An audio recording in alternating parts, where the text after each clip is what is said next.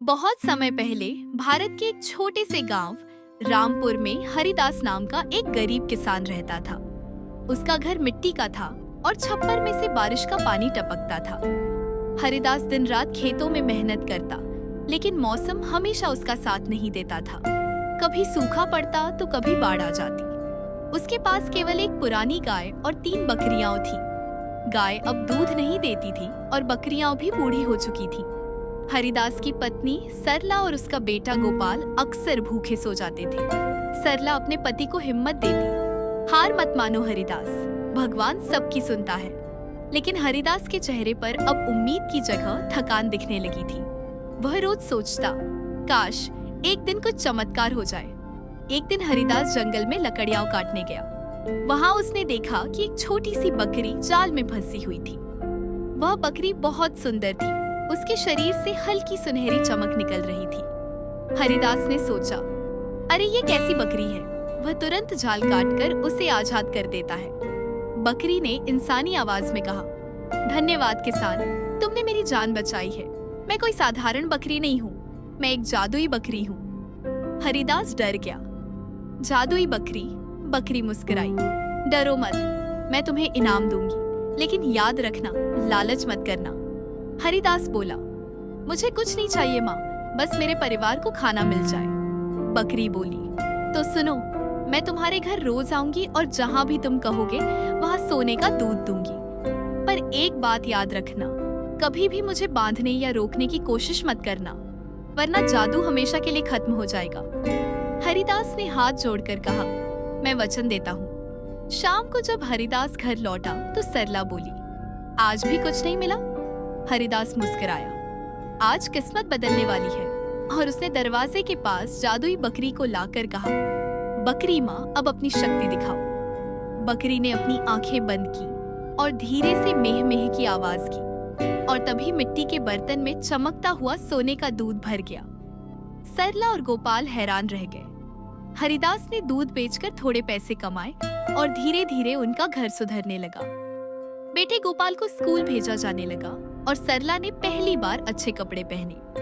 गांव वाले सोचने लगे, हरिदास अचानक इतना अमीर कैसे हो गया। हरिदास अब संतुष्ट था, पर सरला के मन में धीरे धीरे लालच बढ़ने लगा। वह बोली, अगर बकरी से हर दिन ज्यादा दूध निकलवाया जाए तो हम और जल्दी अमीर बन सकते हैं। हरिदास ने कहा, लेकिन उसने मना किया था। सरला बोली, अरे इतना मौका बार बार नहीं मिलता। अगले दिन सरला ने बकरी से कहा, आज ज्यादा दूध दो।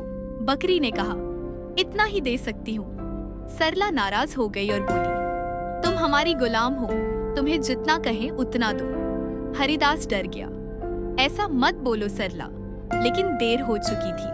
बकरी की आंखों से आंसू निकल आए और वह बोली, तुमने मेरा विश्वास तोड़ा, अब मैं चली।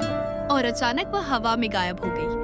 बकरी के जाने के बाद सब कुछ पहले जैसा हो गया। हरिदास का घर फिर से गरीब हो गया। लोग मजाक उड़ाने लगे, देखो अमीरी का नशा उतर गया।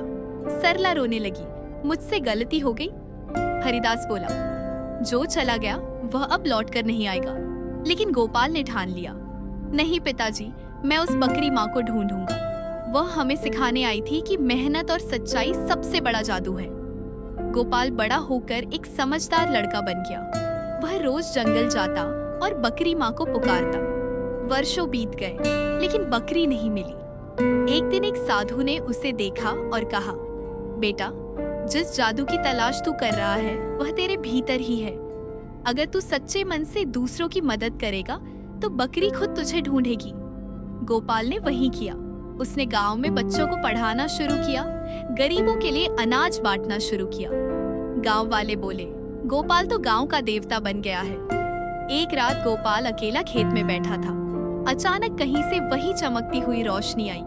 वही जादुई बकरी सामने खड़ी थी। बकरी बोली, गोपाल, तुम्हारे पिता ने जो गलती की थी तुमने उसे अपनी नेकदिली से सुधार दिया। अब मैं फिर तुम्हारे परिवार का साथ दूंगी। गोपाल के आंसू निकल आए। माँ, मुझे तुम्हारा जादू नहीं चाहिए, बस इतना करो कि मेरे गांव के लोग कभी भूखे न रहें। बकरी मुस्कुराई और बोली, तूने सच्चा जादू समझ लिया। दूसरों की मदद करना ही असली जादू है। और तभी से गांव के हर खेत में अनाज दोगुना उगने लगा। किसी के घर भूख नहीं रही। रामपुर गांव देश का सबसे समृद्ध गांव बन गया।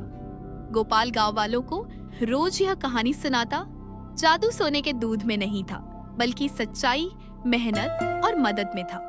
लोग कहते, हर बुरे वक्त में एक उम्मीद जरूर छुपी होती है। संक्षेप में सीख, लालच हमेशा विनाश लाता है। सच्चाई और मेहनत ही असली जादू है। अगर दिल नेक हो तो किस्मत खुद बदल जाती है।